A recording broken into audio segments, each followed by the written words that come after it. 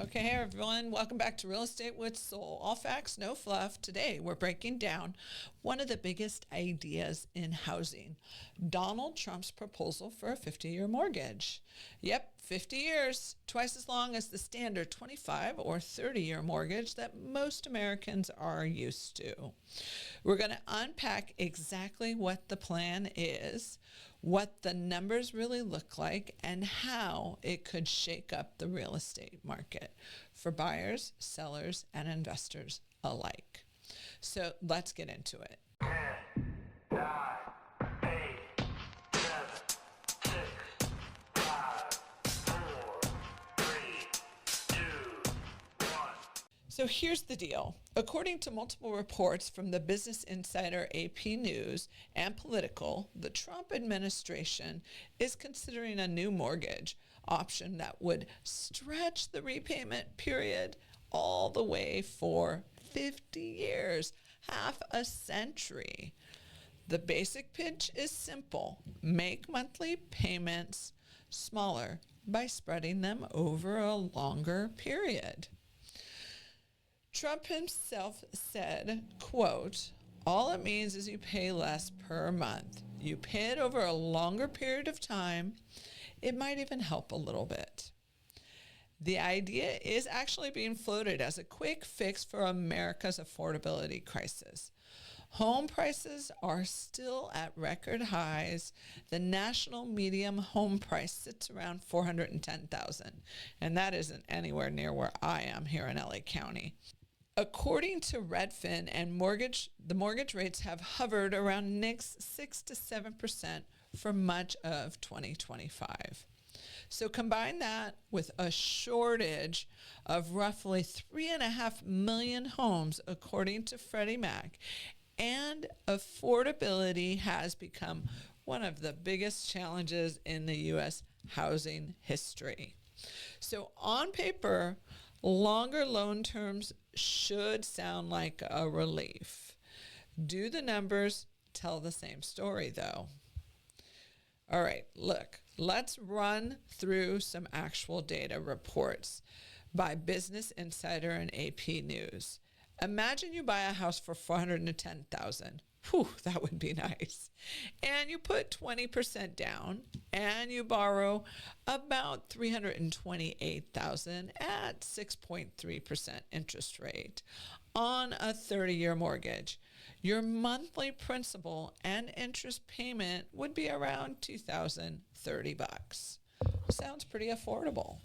On a 50-year mortgage, that drops nearly to $1,800 a month.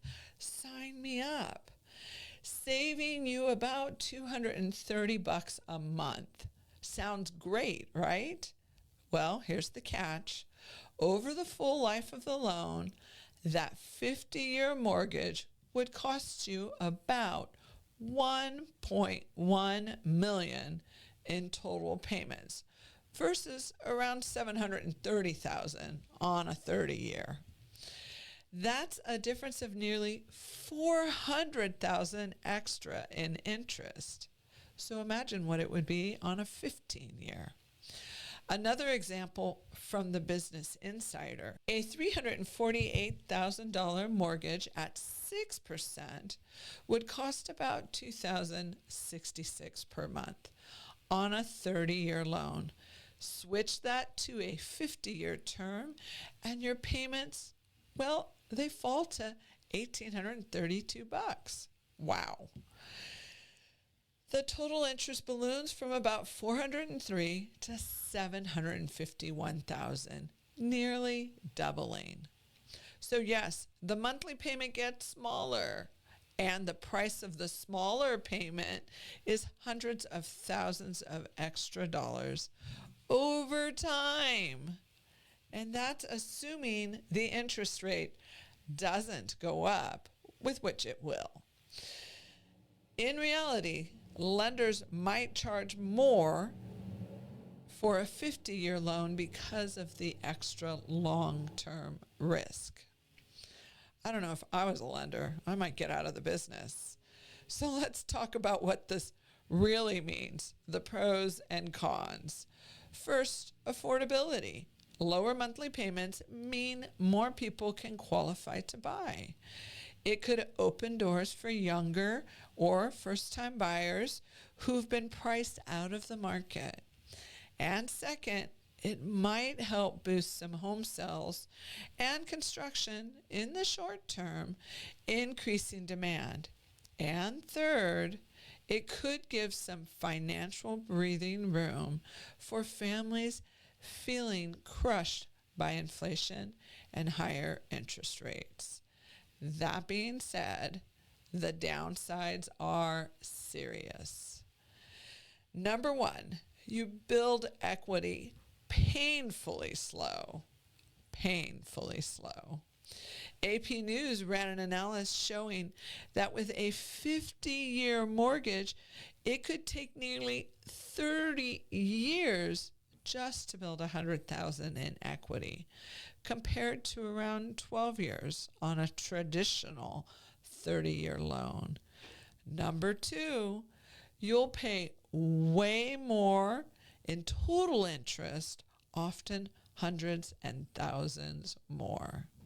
Number three, you could be paying off your mortgage into retirement. The median age for a first-time homebuyer right now is around 36. And according to the National Association of Realtors, if that person takes out a 50-year loan, they'll finish paying their house off at age 86. Number four, it doesn't fix the real problem, supply. Experts from Politico and AP News say America's housing issue isn't just about financing. It's about not having enough homes for sale. Stretching out payments doesn't create new housing. It just helps people borrow more money for the same number of homes. That could actually push prices up even further if demand rises and supply doesn't. So what could happen to the real estate market if the 50-year mortgage actually truly becomes a real option? First, we'd likely see short-term boosts in buyer activity. That's a plus. Lower monthly payments mean more people suddenly qualify for loans, which could fuel bidding wars, especially in markets already short on inventory. That means home prices could rise even more, at least initially. Second, equity growth would slow down dramatically. That could impact how homeowners trade up or refinance, if you could, because they'll have less equity to work with in the first decade or two. Third, it changes the investor strategy. If buyers can stretch payments longer, rental competition could shift. Some renters might become owners, while others could find housing costs still out of reach if prices climb. And fourth, it might reshape the long-term lending risk. Banks and investors holding 50-year loans face bigger interest rate and default risk, especially over multiple economic cycles. That could make lending standards tighter or interest rates higher for everyone else. And finally, regional differences matter. In high-cost states like California or New York, the appeal of a lower payment could be huge. In more affordable regions, the benefit may be too small to justify the long-term cost.